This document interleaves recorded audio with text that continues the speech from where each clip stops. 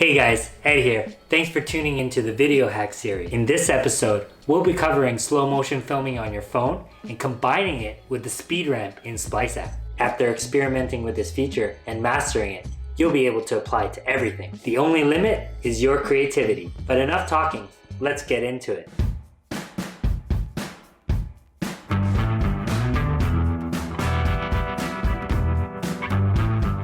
First, get a pillow, some tape, and your phone.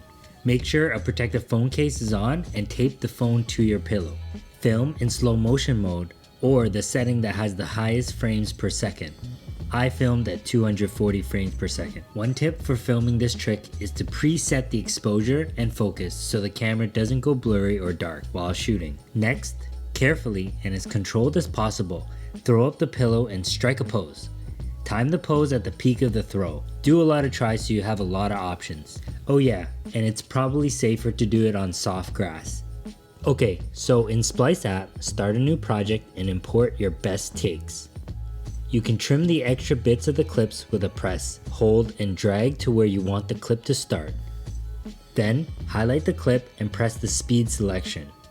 To activate the speed ramp, click Special Effects. Scroll through to where you want the slow motion to start and hit the Add Speed point.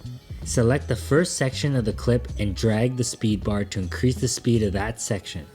Keep the ease in and out selected as it smooths out the transition between fast and slow. Then, go to the section of the clip where the slow-mo will end and adjust the speed as fast as you want the effect.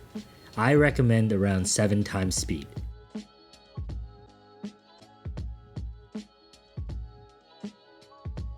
Then, do the same process to the rest of the clips.